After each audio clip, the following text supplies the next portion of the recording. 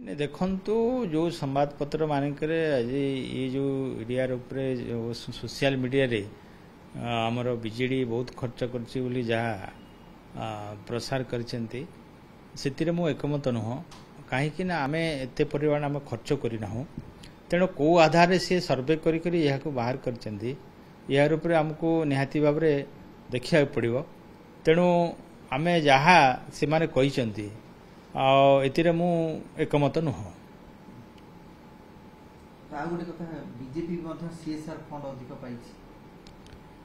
देखंतु CSR fund तांकर जेहेतु आपण जानिचंती भारतीय जनता दल सरकार केंद्र रे हो किंबा राज्य रे हो से माने सब बेले तांकर जो धनी पुंजी शिल्पपति मानक से प्रोत्साहन दे आइछंती एवं विशेषकर आपणकर देखिए आपणकर विजय माल्या कथा कहतु कि शिल्पपति कथा कहतु से सब तांकर जो लोन निया थाए ता उपरे मते से छाड़ करछंती तेणु से दृष्टिकोण आम देखा गरीबों को जो अनुसार सरकार साहाय्य करने कथा ताकू न करी जो कोटिपति मान शिल्पपति मान साहाय्य करिसेंती से अनुसार निहाती भाव में से शिल्पपति माने तांको भेटी देइथिबे सीएसआरटा देइथिबे एवं अधिक चांदा मत देइथिबा जा जणा पड़ुची तेणु मु जा अनुमान करुची तांको जो अनुसार लोन रे तांकर जो दौचंती माने छाड़ ताकू आधार करी एवं सुहाइला परी शिल्पपति मान जो कार्यक्रम भारतीय जनता दल सरकार करुची ताकू बोधे दृष्टि रखिकी से माने से दल प्रति आकृष्ट होती एवं अधिका मध्य से मानको चांदा डोनेशन करिसेंती। आज्ञा बर्तमान आउर कथा जे नवीन बाबू ट्रीटमेंट होउ जाइछथि आपण माने मध्य काली तांको आशु आरोग्य कामना करिसेंती कोन देखुछथि केंती बात रहबा आपण देखंतु नवीन पटनायक सारा ओडिशार 4.5 कोटी जनता जनमानस से गोटे ओडिशार नेतृत्व पर छाप तांकर भितर रही जाइछि आउ सारा ओडिशावासी हृदय रही से दृष्टिकोण रू आपण माने काली देखिथिबे स्वतःप्रभुत्व भाव में लोक जितेबले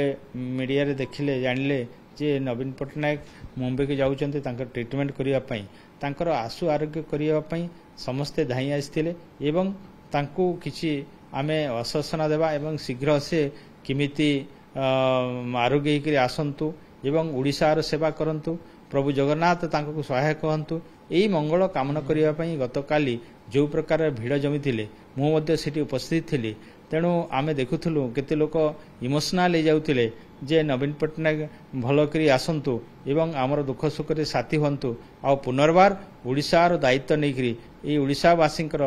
सुख दुख रे साथी हंतु यहीटा को नहीं काली शह शह लोक जाइकरी तांको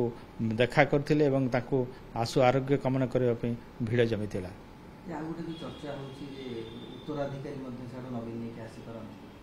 नहीं देखंतु आज्ञा सीटा तो मु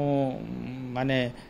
ता उपरे कहवा ठीक हे नहीं नवीन पटनायक चाहिए ताहले हुए तो से उत्तराधिकारी नहीं कि भी आसी पारिबे एतिरे आमे टिप्पणी देवा ठीक हे नहीं समय कहबो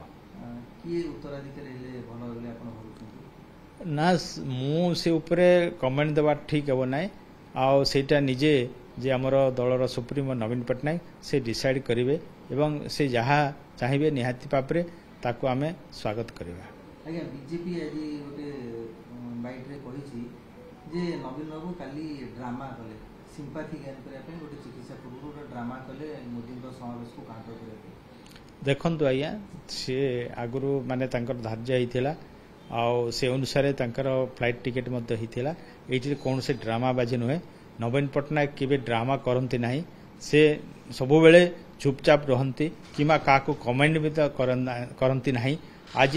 जिते बेले लोक जानिले जे आमर नेता जाउचंती ट्रीटमेंट करिया पई तांकर गुटे माने मनरे श्रद्धा आसिला एवं तांकर प्रति गुटे स्नेहभाव जोटा रही जे तांकु केमिति आमे गुटे बधाई देबा एवं भगवान पाखर प्रार्थना करबा एवं शीघ्र केमिति आरोग्य हेबे से आशा नेके सेमा छुटी आसिले एठी आपण मान देखिबे कौन सी नेता कौन सी लोक को गाड़ी घोड़ा देकी आनी नांती एइटे आपण माने जदि भीतर भी पशिबे से माने भुवनेश्वरवासी एवं पाखपाख लोक स्वतःप्रभुतार आसिकरी से माने जाइचंती एणु आमे मध्य खबर पाइलु जेतेबेले से जाउचंती ସେଇଟାକୁ ଦେଖିକି ଆମେ ଯାଇଥିଲୁ। ଏଥିରେ କୌଣସି ଡ୍ରାମାବାଜିର କଥା ଯେଉଁମାନେ କହୁଛନ୍ତି ଏଇଟା ଗୋଟେ ହାସ୍ୟାସ୍ପଦ କଥା। ଯେଉଁମାନେ